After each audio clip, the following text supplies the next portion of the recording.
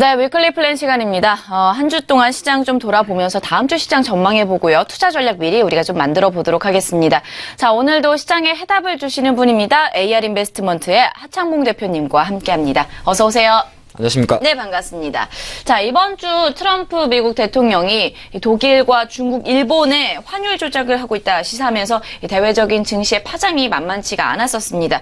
특히나 원화, 유가 움직임이 심상치가 않았습니다. 한 주간의 시장 좀 점검을 해보도록 할까요? 네, 제가 얼마 살진 않았습니다만 네. 미국이 대통령이 당선되면서 이렇게 혼선을 보인 적이 있을까? 네. 그런 생각을 좀 해봤습니다. 예전 부시, 그리고 이제 아들 부시, 이제 클린턴, 오바마, 지금 이제 트럼프까지 보는군요. 많이 살았군요. 많이 살았는데 이번 같은 경우는 상당히 좀 너무 많은 사범들이 많이 나오고 있죠. 우리가 뭐 뉴스에 많이 접하다시피 백인 우월주의가 상당히 좀 많이 강조가 되고 있고, 뭐 반이민법이라든지, 그다음 행보 자체가 너무 공격적입니다. 그러다 보니까 지금 글로벌 시장 전반적으로 일단 트럼프가 당선될 당시 한 11월 말 중순가, 그리고 12월 달, 그리고 1월 지금 이제 당 취임을 하고 난 이후부터는 모든 판이 조금 많이 바뀌었어요. 미국 증시는 사실 제자리에 있습니다만은 가장 결정적으로 트럼프가 당선되면서 사실은 달러가 원래 이제 미국이 금리를 12월 달 올릴 것 때문에 달러가 상당히 이제 강한 상태인데, 그 속에서 이제 트럼프 대통령이 실제적으로 이제 미국의 경기 부활을 외치다 보니까 다시 한번 달러가 강세를 갔었는데, 지금 약간 그 달러의 강세 흐름이 트럼프와 미국의 연준가의 색깔이 반대로 움직이고 있습니다. 즉 트럼프는 강달러가 미국의 발목을 잡고 있다는 표현을 쓰다 보니까 오히려 그것 자체가 이제 상대국, 뭐 위안화, 중국도 마찬가지고, 엔화, 일본도 마찬가지고, 또 직간접적으로 한국은 사실 그렇게 많이 대놓고 이야기 안 합니다. 왜 그러냐 하면 미국 입장에서는 한국에서 걔네들이 갖는 이득이 훨씬 많기 때문이죠. 뭐 가장 많이 아시겠지만 한미 분담, 북한 문제 때문에 사실 그렇게 볼 수가 있는데, 그런 관점에서 봤을 때는 전체적으로 지금 환율 전쟁이 좀 진행되고 있다. 근데 이게 약간 제가 초반에 너무 이렇게 큰 이야기를 많이 들었습니다만은 가장 결정적으로는 지금 원화가 1150원 밑으로 떨어져 버렸습니다. 제가 보니까 지금 환율 기준으로 1150원대는 실제적으로 이제 트럼프가 당선되기 전 11월 초순 가격으로 다시 내려와 버렸죠. 그러다 보니까 이번 주 장에 전체적으로 어떤 흐름이 나왔냐면은, 일단은 그동안 4분기 실적, IT라든지 실적이 좋았던 것은 환율 효과가 상당히 좀 컸긴 컸습니다. 그런데 실제적으로 지금 실적은 발표했는데 환율이 안 좋아져 버리니까 시장은 조금 쉬어가는 그런 흐름인데, 그런 흐름이 지금 이번 주 접어들어서 수출주에 단기 부담을 주고 있다. 그렇다고 뭐 삼성전자나 SK하이닉스가 많이 빠진 건 아니에요. 하지만 전체적으로 시장이 치고 가지 못한 부담감을 좀 주고 있다, 그렇게 볼 수 있을 것 같고요. 다행히 조금 그나마 장을 잡아주는 것은 달러가 약하게 되면 이제 달러화와 국제 유가는 반대 방향으로 좀 움직이죠. 그래서 다행히 국제 유가는 배럴당 53달러 이상을 지켜주는 대외 환경은 여하튼 핵심 키워드는 환율의 변동성이 이번 주에 가장 큰 이슈다, 그렇게 볼 수 있을 것 같고요.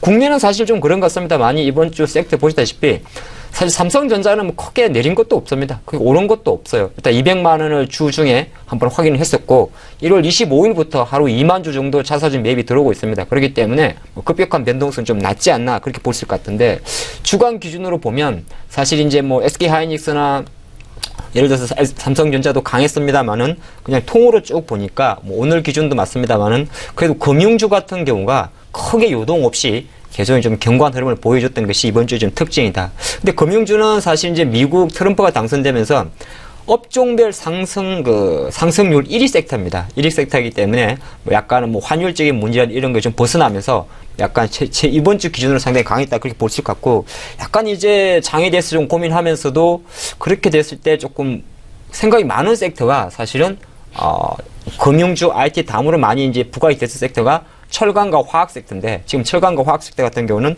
포스코도 지금 좀 쉬고 있습니다만은 아무래도 환율 부담이라든지 철강 쪽에서는 관세 부문, 상계관세죠. 반도핑 관세, 이러한 부분이 장을 좀 잡고 있다, 그렇게 볼 수가 있겠습니다. 네, 이렇게 해서 이번 주 시장에 대해서 다시 한번 점검을 해보았습니다. 다음 주 시장에 대해서도 우리가 전망을 해볼 필요가 있을 것 같은데, 일단 금융당국 관계자는 환율이 경제가 아니라 정치에 좀 휘둘리고 있다, 이러한 말을 오늘 좀 했다고 합니다. 내일 트럼프가 어떤 말을 할 수 있을지 또 누가 알 수 있겠냐라는 이야기도 했는데요. 어쨌든 향후 환율은 좀 상당히 출렁거릴 것으로 보여지고 있고요. 다음 주 시장에 있어서 중요한 일정들이 많이 있습니다. 22 또 통화정책회의를 앞두고 드라기 총재 입에 또 우리 한번 다시 주목이 될 것 같은데 어떤 일정들이 있는지 이 부분 좀 정리를 좀 해주실까요? 네, 사실 지금 이제 워낙 뭐 국내적으로는 사실 실적 시장이 가장 큰 이벤트가 되는 것이고 또 대외 지표로 보게 되면 사실 이제 오늘 미국이 또 고용 동향이 발표가 되죠. 사실 뭐 수요일 날 나왔던 ADP 민간 고용 상당히 좋게 나왔는데 일단 뭐 이번 FOMC 회의에서 미국이 이제 금리를 동결했기 때문에 사실 고용 지표가 좋게 나오더라도 어떻게 보면 지표가 좋게 나오면 좀 그렇게 보시면 좋을 것 같습니다.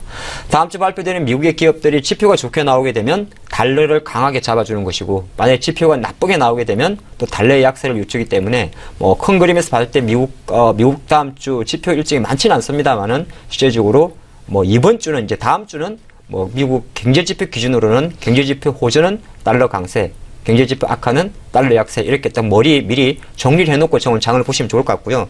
요일부터 보면 사실 제가 보니까 월요일은 별게 없어요. 예, 유로존 1월 마켓 PMI 소매 지수가 발표되는데 이 숫자 같은 경우는 사실 최근에 어저께죠. 미국의 유로존 제조업 지수가 50 조금 넘었는데 상당히 좋게 나왔습니다. 그래서 좋게 나왔기 때문에 아마 유로존 제조업 지표 같은 경우는 좀 긍정이지 않을까 그렇게 볼 수 같고 화요일은 일단 중국이 1월 차이신 제조업 PMI 지수가 발표가 되는데 어제였죠. 어제 발표했던 국가통계국의 중국 제조업 지수도 6개월 연속 50선을 상회하는 흐름을 좀 보여줬기 때문에 최근에 중국 같은 경우도 이 제조업 지표는 상당히 좀 긍정적으로 나온다 그렇게 볼 수가 있겠습니다. 또 하나가 이제 시장의 관심은 이게 이제 좀 주목될 것 같은데요. 1월 달 중국 달러 기준 외환 보유고 발표가 있습니다. 최근에 많이 언론에서 사두가 됐죠. 워낙 위안화가 절하되면서 지금 중국의 12월 달 기준으로 위안화가 3조 달러 딱 끄트머리에 있습니다. 3조 달러 끄트머리에 있는데 사실 1월 달 같은 경우도 계속 12월 달보다는 아마 그 위안화 기준으로 보면 환율이 위안화 약세가 좀 주춤됐기 때문에 저도 뭐 3조 달러 이탈할 가능성은 낮긴 낮습니다만은 아마 3조 달러 초반에서 좀 멈출 수 있지 않을까. 계속적으로 중국 기준으로 봤을 때 중국의 달러 기준 외환 보유고가 3조 달러를 이탈하게 되면 아무래도 약간 시장이 좋지가 않습니다. 좋지가 않기 때문에 그러한 부분을 좀 체크하는 그런 일정이 될 것 같고요. 드라이 총재 연설은 사실 뭐 큰 건 없습니다. 지금 유럽 같은 경우는 오늘 이제 영국이 공식적으로 OEA에서 첫 스타트를 끊었습니다. 네, 브렉시트에 관한 이 부분을 끊었고 또 하나가 유로존 드라이 총재 같은 경우는 사실 어떻게 보면 ECB가 지금 반 테이퍼링을 실행한다 볼 수가 있지 않습니까? ECB의 양적 완화가 QE라 그러죠. 4월에서 12월까지 연장은 됐습니다만은 캐파 자체를 800억에서 650유로로 낮추니까 어떻게 보면 테이퍼링이 진행되는데 사실 이번 드라기 총재 연설에서는 테이퍼링에 대한 어떤 뭐 공격적인 이야기보다는 아무래도 이 브렉시트 이슈에 대한 드라기 총재의 어떤 자기 방안이라든지 이런 걸 좀 들어볼 수 있다. 그렇게 좀 볼 수가 있을 것 같습니다. 그리고 나면 이제 목요일은 MSCI 분기 리뷰가 발표되는데요.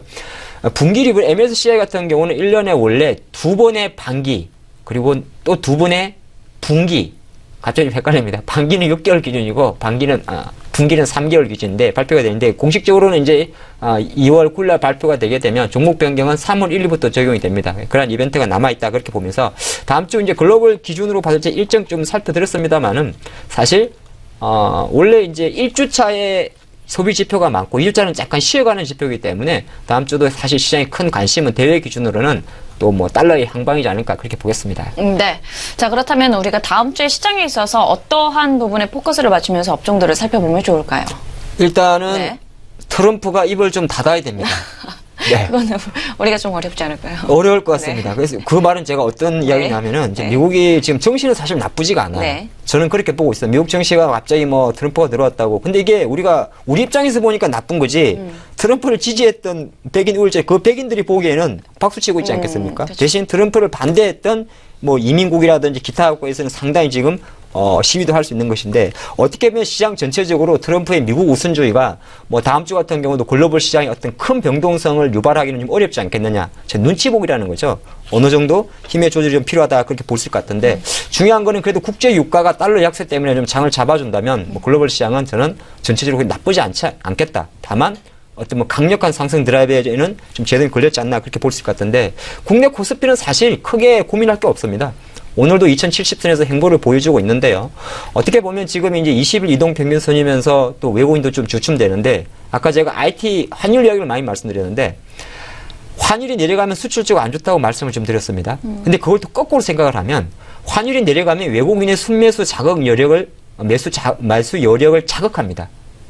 참 이 아이러니가 복잡하죠. 이게 무슨 말이냐면은 환율이 내려가게 되면 예를 들어서 수출주나 뭐 철강주나 화학주를 외국인이 매도를 하더라도 오히려 전체적으로는 또 금융주라든지 이런 걸 살 수가 있다는 겁니다. 그래서 외국인 수급에는 오히려 환율 하락이 또 긍정적이기 때문에 너무 나쁘게만 보지 말자. 그렇게 말씀을 드리겠고, 우리 개인 투자자분들이 관심이 좀 많고 항상 좀 비중이 높은 코스닥인데, 오늘 지금 보니까 610선 조금 이탈했어요. 이탈했는데, 제가 좀 시장에서 바라본 거는 최근에 보면, 올해도 3인방 원래 대장주가 있습니다.